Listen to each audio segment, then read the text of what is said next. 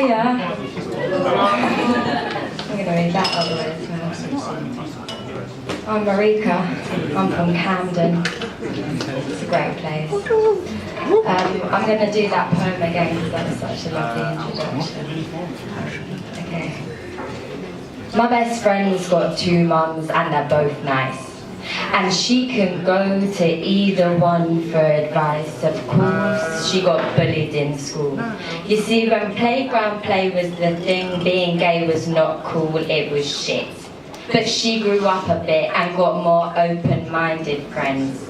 And being gay became the ultimate left-wing socialist anarchist trend. Her mums didn't live together. One had a 2-room car on the top floor. The other had a 2-room car on the bottom floor. But the flats were separated by doors, so my friend wasn't overloaded with parental sensibility. She could pick which one she stayed with, ate with, played pool with, got advice from, and that's her double secret. I envy the materiality which separates her mothers. She can be in one part, then leave and be in another. Door shut, slam, one part over. Door shut, slam, one part over. My double secret slips and slides. It collides in my mouth.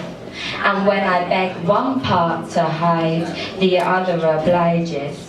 My double secret comes back to haunt me when I don't want it to. After 2 drinks, the double's pushing through. My double secret is that I've got 2 voices. I didn't always have 2 voices. One crept in when I was unaware. The first voice, Mother One, had a confused tongue at the best of times. See, Camden raised council housing, but Radio 4 blasting. Art galleries on weekends, no P but cultural dollar stacking. At school, I was middle class, because I listened to old school hip hop rather than pop. I cracked jokes with the Somalis and real estate girls, and they called me posh because I preferred Thai weed to skunk. And slang vocabulary came naturally to me, and I loved getting chirped on the road because I'd always have a nan come back, e.g. your mum. The second voice came to me slowly after the first day of uni. You see, I quickly realised that unless I wanted to say things 5 times, my slang was redundant here. What's more is I was thinking about things my old voice couldn't get its tongue round. These concepts required an eloquence I hadn't previously found, and I didn't meet anyone that sounded like me.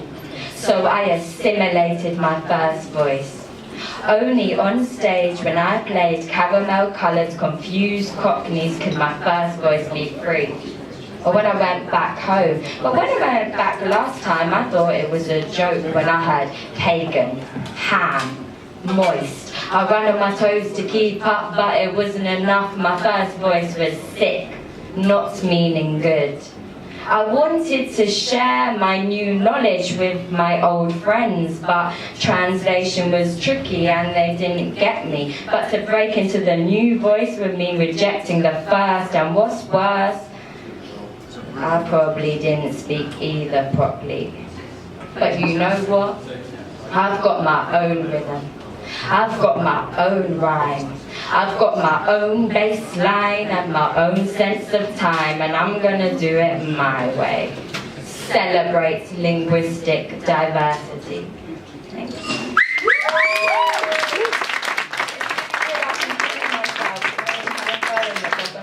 Is there anything we can do about that? Shall I use a different microphone? It's really weird.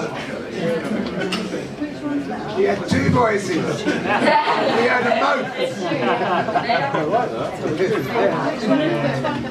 because you might switch the speakers. Yeah, that one's the best one, yeah. This one? The one you've got. Is the best one? Yeah. Okay.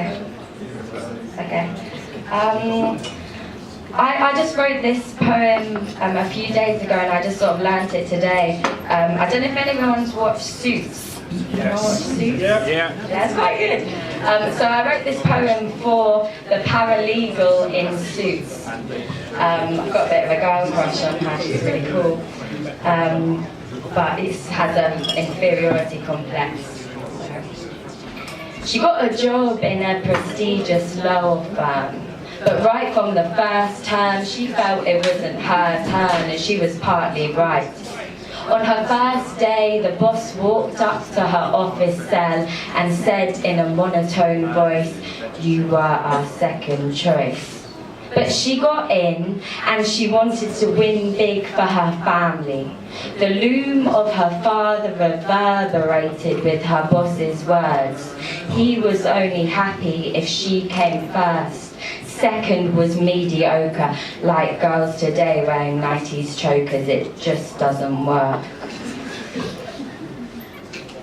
Within her office shirts, she remained fixed, confident. She'd memorized the attitude, voices, visual tics, and came across cool, calm, and collect, ready to collect the money, never breaking a sweat.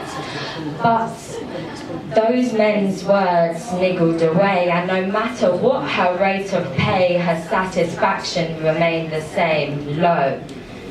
If the words of her boss, her father, and a string of ex-lovers that never liked her enough to stay were put on a scale against her success, they'd be catapulted. The weight of her achievements far outweighed the futility of those men's words in actual space. But in her core they cut and tore and laid eggs so weighty they pulled her down 3 floors. But what's more is she never attributed that sinking feeling with letting those men in caring what they think. And she thought of this while sipping a stiff drink, and she reflected on the day, feeling determined.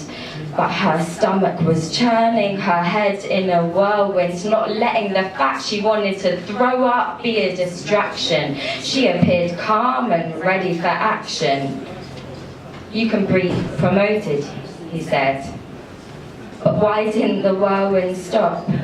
That news should make her feel like she'd won the lot, winning ticket in his hand, but she didn't grab it. Instead, she remained fixed, roots long set, looked up and said, "Sir, I don't think I'm ready yet."